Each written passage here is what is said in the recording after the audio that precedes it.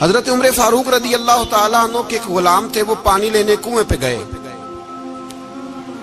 ادھر سے انصار میں سے، چونکہ حضرت عمر کے غلام مہاجر تھے، انصار میں سے ایک شخص پانی لینے پہلے سے آیا ہوا تھا.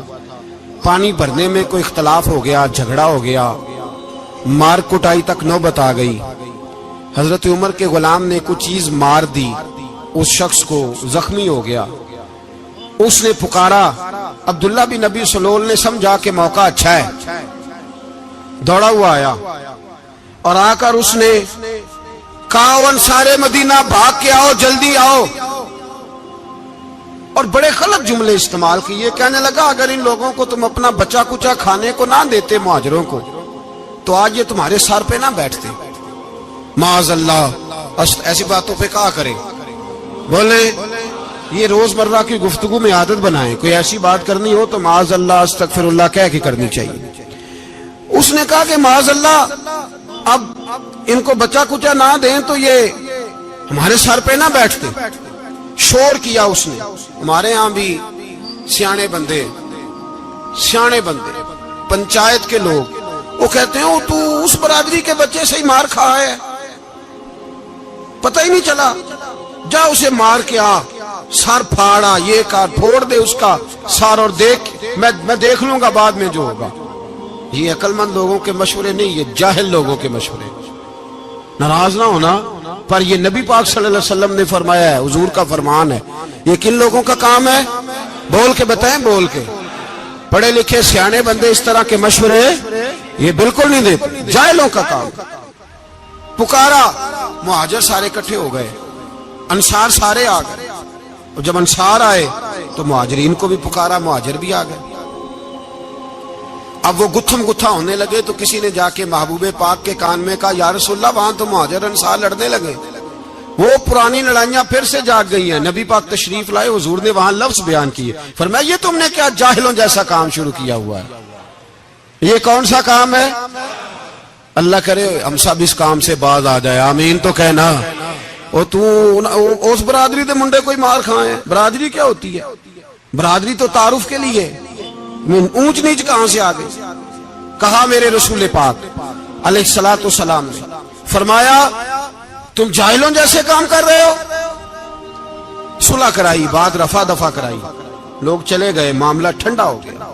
لیکن عبداللہ بن سلول نے کہا کہ میں یہ موقع خالی نہیں جانے دوں گا. پھر گیا اور جا کے انصار مدینہ سے کہنے لگا، ایک دفعہ جا لینے دو مدینے، تم نے میری بات نہیں نہ سنی، جو وہاں بڑے سردار بیٹھے ہیں ان سے بات کروں گا، اور معاذ اللہ ثم معاذ اللہ ہم ان بے عزت لوگوں کو مدینے سے نکال دیں گے، وہاں صرف عزت والے رہیں گے. یہ غلط جملے اس نے ادا کیے جس کو قرآن پاک نے سورہ منافقون میں بیان فرمایا ہے. اس نے یہ بات کی. ایک صحابی تھے حضرت زید رضی اللہ تعالیٰ عنہ، وہ سن رہے تھے. آ کے عرض کی، یا رسول اللہ صلی اللہ علیہ وسلم عبداللہ بن ابی سلول تو اس طرح کہہ رہا ہے کہ مدینے جا کے عزت والے دوسروں کو نکال دیں گے، اور تم اگر اپنا بچہ انہیں نہ دیتے تو معاذ اللہ آج یہ ایسا نہ کرتے. حضرت عمر نے بھی سن لیا. حضرت عمر نے بات سن لی، تلوار نکالی اور دوڑے. حضور نے بازو پکڑا، فرمایا کدھر جا رہے ہو؟ کہا یا رسول اللہ اگر آج سزا نہ دی تو کل اور بات بھی کرے گا، اور اگر آج ایک قتل ہو گیا تو باقی سیانے بن جائیں گے. یا رسول اللہ مجھے چھوڑے، میں ماروں گا. حضور نے فرمایا عمر چپ کر، وہ جھوٹ موٹ کا کلمہ پڑھتا ہے، لوگ کہیں گے کہ محمد ابن عبداللہ نے اپنے ساتھی مارنے شروع کر دیے. چپ کر، حوصلہ کر، صبر کر، دلیری کر. حضرت عمر کہتے ہیں میری حضور کے کہنے پر میں ٹھہر تو گیا، پر وہ میرے اندر جو آگ لگی ہوئی تھی ٹھنڈی نہیں ہو رہی. کہتے ہیں میں چپ تو کر گیا. نبی پاک علیہ الصلوۃ والسلام نے پوچھا عبداللہ بن ابی سلول سے، تو نے یہ کہا ہے؟ کہنے لگا حاشا وکلا، میں نے بات ہی نہیں کی. ہاں. اب لوگ کہنے لگے کہ زید تو نوجوان ہے، تو یہ بوڑھا آدمی ہے، چلو صحیح کہتا ہوگا. حضور بھی خاموش ہو گئے. اللہ پاک نے قرآن مجید نازل فرما دیا. فرمایا اللہ نے سن لی ان کی بات جنہوں نے یہ کہا ہے. اور پھر لفظ بڑے حسین ہے، فرمایا یہ کہتے ہم عزت والے ہیں؟ نہیں، وللہ العزت ولرسولہ وللمؤمنین. فرمایا عزت تو اللہ کے پاس ہے, اللہ کے رسول کے پاس ہے, اور عزت تو مومنوں کے پاس ہے, مومنین کے پاس عزت ہے.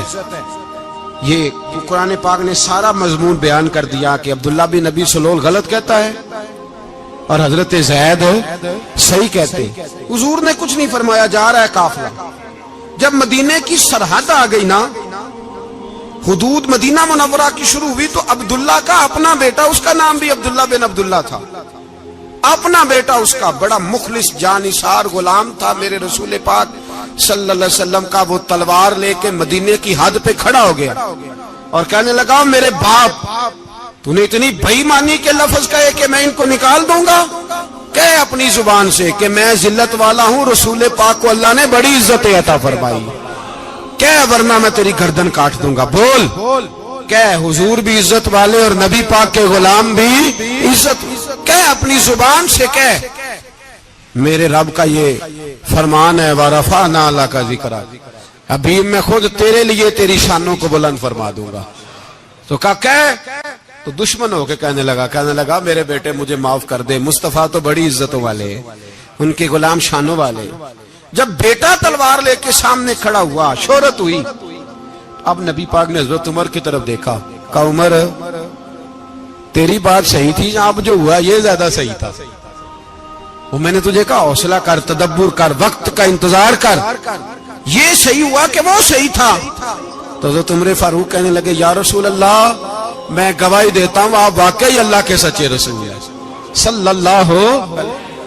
اتنی اچھی رائے, وقت فیصلہ کرتا ہے, تدبر سے چلے, دانائی سے چلے, علم پیدا کرے, بردباری. ہمیں کئی دفعہ سجدہ صاف کرنا پڑتا ہے, ہم جو کہتے ہیں بات اس کے الٹ نکل آتی ہے.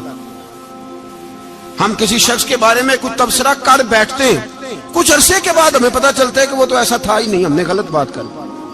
ہم بغیر تحقیق کے, بغیر تفتیش کے, حوصلہ نہ ہونے کی وجہ سے, صبر نہ ہونے کی وجہ سے ہم بہت سارے کام کر گزرتے ہیں, پھر ہمیں نقصان ہوتا ہے. اپنی زندگی میں علم نہ چھوڑیں.